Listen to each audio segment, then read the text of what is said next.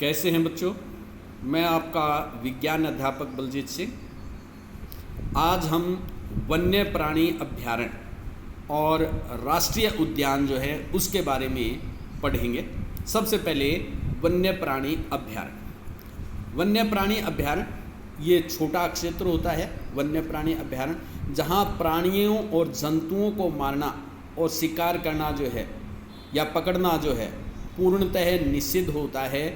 आप शिकार नहीं कर सकते, जंतुओं को पकड़ नहीं सकते, उनको सता नहीं सकते। ये क्षेत्र जो है वन्य प्राणी अभ्यारण्य। अब पंचमढ़ी के अंदर पंचमढ़ी वन्य प्राणी अभ्यारण्य है। बोरी जो है वन्य प्राणी अभ्यारण्य, 2 अभ्यारण्य इसके अंदर आते हैं पंचमढ़ी जैव मंडल आरक्षित क्षेत्र के अंदर। संकटापन जंतु, ऐसे जंतु जिनकी संख्या बहुत कम रह गई है और यदि उनकी तरफ ध्यान नहीं दिया गया तो वो कभी भी उनकी प्रजाति खत्म हो सकती है, उनको कहा जाता है संकटापन जंतु। जैसे काले हिरण है, सफ़ेद आँखों वाले हिरण है, हाथी है, सुनहरी बिल्ली है, गुलाबी सिर वाली बत्तख है, घड़ियाल है, कच्छ क्षेत्र के अंदर पाए जाने वाले मगरमच्छ हैं, अजगर है, गेंडा है।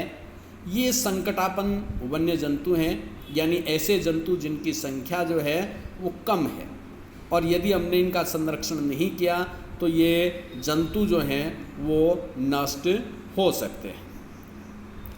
इसके पश्चात राष्ट्रीय उद्यान के बारे में। वन्य प्राणी अभ्यारण्य के बजाय राष्ट्रीय उद्यान जो है वो बड़ा क्षेत्र है।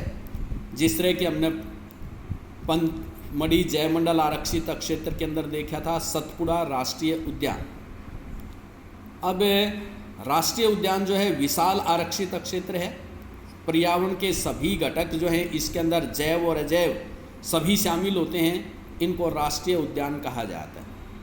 यहाँ पे वनस्पति जात, प्राणी जात के साथ साथ दूर दूर तक फैली हुई ज़मीन, ऐतिहासिक जो वस्तुएं हैं और जो वहाँ पे पाए जाने वाले जो मानव हैं उनको संरक्षित किया जाता है। राष्ट्रीय उद्यान जो ये सतपुड़ा जो राष्ट्रीय उद्यान है देश का पहला आरक्षित वन है। पूछा जा सकता है कौन सा राष्ट्रीय उद्यान जो है पहला आरक्षित क्षेत्र है, तो सतपुड़ा राष्ट्रीय उद्यान जो है पहला आरक्षित वन है देश का। यहाँ से सागौन जो है उत्तम किस्म के सागौन मिलती है। अब इस राष्ट्रीय उद्यान के अंदर, सतपुड़ा राष्ट्रीय उद्यान के अंदर चट्टानों के अंदर पाए जाने वाले आवास, पहले मनुष्य घुमंतु होता था, एक जगह से दूसरी जगह चल जाता रहता था, उसके पास मकान नहीं थे, रहता कहाँ था? चट्टानों के अंदर, जहाँ भी उसको जगह मिल जाती थी वहाँ रहता था। तो इस तरह के 55 चट्टान आवासों की जो आवास हैं उनकी पहचान जो है इस पंचमढ़ी जैव मंडल आरक्षित क्षेत्र के अंदर हुई है, जहाँ पे हमारे पूर्वज जो हैं वो निवास करते थे। अब इन स्थानों के ऊपर वो कलाकृतियाँ जो है वो बना देते थे, शिकार करते हुए, आपस में लड़ते हुए, नृत्य करते हुए, वाद्य यंत्र बजाते हुए।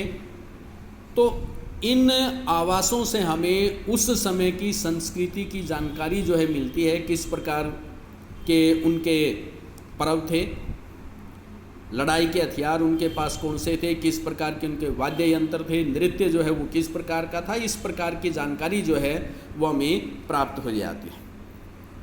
इसी के अंदर सतपुड़ा बाघ आरक्षित क्षेत्र जो है वो भी आता है। प्रोजेक्ट टाइगर या बाघ परियोजना, इसका उद्देश्य है बाघों की संख्या को बढ़ाना।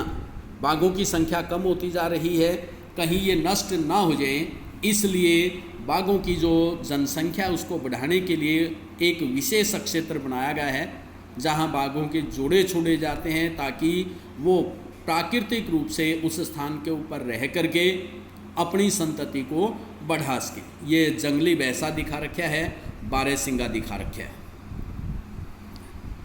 अब संकटापन जंतु, ऐसे जंतु जिनकी संख्या बहुत कम है और यदि उनका संरक्षण नहीं किया गया तो वो नष्ट होने के कगार पर है, कभी भी खत्म हो सकते हैं। इनको हम संकटापन जंतु कहेंगे। ऐसे जंतु भी बहुत सारे हैं जो विलुप्त हो चुके हैं, जिनके हमें अब अवशेष मिलते हैं। जिस तरह डायनासोर के बारे में बताया जाता है, ये लाखों साल पहले, आज से पहले विलुप्त हो चुके हैं। बहुत सारे ऐसे जंतु हैं जिनको हम हमारे किसी काम का नहीं मान करके उनका संहार कर देते हैं, उनको निर्दयता से मार देते हैं। जिस तरह से सांप है, मेंढक, छिपकली, चमगादड़, उल्लू है, इनको हम मानते ही हमारे किसी काम के नहीं, जब भी हमें मिल जाते हैं इनको हम नष्ट कर देते हैं।